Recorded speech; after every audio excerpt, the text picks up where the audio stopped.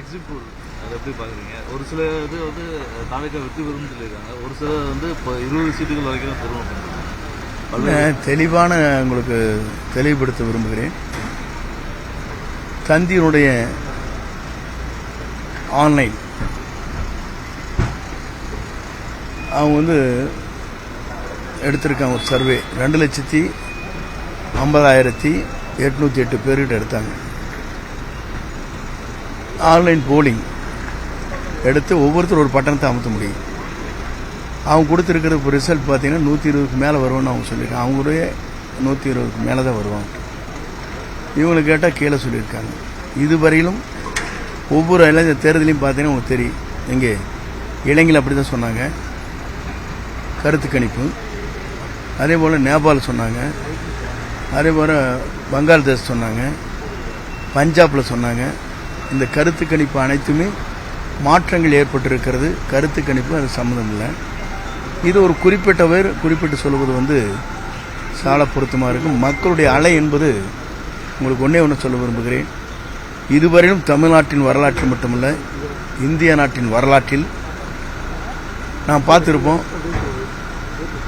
பசுமை புரட்சி, வெண்மை புரட்சி, இனப்புரட்சி, சோசியலிச புரட்சின்னு சொல்லியிருக்காங்க. இப்போது தமிழக வெற்றி கழகத்துடைய தலைவர் தளபதியுடைய அவருடைய விசில் புரட்சி தான் தமிழ்நாட்டில் மட்டுமல்ல உலக அளவில் தெரிய போகிறது. இதுதான் நடக்கப் போகிறது. 200 இடங்களில் அவர் வெற்றி பெறுவார். அவர்தான் தமிழ்நாட்டை ஆழ்வார். இது மக்களால் தீர்மானிக்கப்பட்டிருக்கிற ஒன்று. கருத்து கணிப்பு ஒவ்வொன்றும் ஒவ்வொரு முடிவில் கருத்து கணிப்பு யார் எடுத்திருக்காங்க? யூடியூப்பு எந்த சேனல் பெரிய சேனல் எடுத்துக்கன்னு சொல்லுங்க. அந்த டைம்ஸ் வந்து நமக்கு பிடிக்காத. எக்ஸிட் போல் அதை எப்படி பார்க்குறீங்க? ஒரு சில இது வந்து தாவேக்கா வெற்றி பெறும்னு சொல்லியிருக்காங்க, ஒரு சிலர் வந்து இப்போ 20 சீட்டுகள் வரைக்கும் தான் பெறும் அப்படின்னு. தெளிவான உங்களுக்கு தெளிவுபடுத்த விரும்புகிறேன். தந்தியினுடைய ஆன்லைன்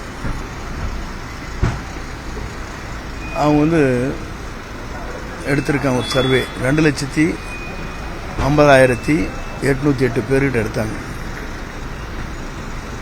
ஆன்லைன் போலிங் எடுத்து ஒவ்வொருத்தரும் ஒரு பட்டணத்தை அமுத்த முடியும்.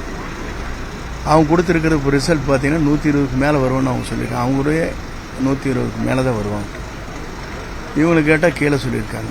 இதுவரையிலும் ஒவ்வொரு இளைஞர் தேர்தலையும் பார்த்தீங்கன்னா உங்களுக்கு தெரியும். எங்கே இளைஞர்கள் அப்படி தான் சொன்னாங்க, கருத்து கணிப்பு. அதே போல் நேபாள் சொன்னாங்க, அதே போல் பங்களாதேஷ் சொன்னாங்க, பஞ்சாபில் சொன்னாங்க. இந்த கருத்து கணிப்பு அனைத்துமே மாற்றங்கள் ஏற்பட்டிருக்கிறது. கருத்து கணிப்பு அது சம்மந்தம் இல்லை.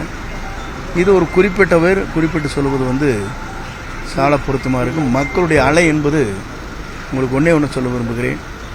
இதுவரையிலும் தமிழ்நாட்டின் வரலாற்றில் மட்டுமல்ல, இந்திய நாட்டின் வரலாற்றில் நாம் பார்த்துருப்போம். பசுமை புரட்சி, வெண்மை புரட்சி, இனப்புரட்சி, சோசியலிச புரட்சின்னு சொல்லியிருக்காங்க. இப்போது தமிழக வெற்றி கழகத்துடைய தலைவர் தளபதியுடைய அவருடைய விசில் புரட்சி தான் தமிழ்நாட்டில் மட்டுமல்ல உலக அளவில் தெரிய போகிறது. இதுதான் நடக்கப் போகிறது. 200 இடங்களில் அவர் வெற்றி பெறுவார். அவர்தான் தமிழ்நாட்டை ஆழ்வார். இது மக்களால் தீர்மானிக்கப்பட்டிருக்கிற ஒன்று. கருத்து கணிப்பு ஒவ்வொன்றும் ஒவ்வொரு முடிவில் கருத்து கணிப்பு யார் எடுத்திருக்காங்க? யூடியூப்பு எந்த சேனல் பெரிய சேனல் எடுத்துக்கன்னு சொல்லுங்க. அந்த டைம்ஸ் வந்து நமக்கு பிடிக்காத.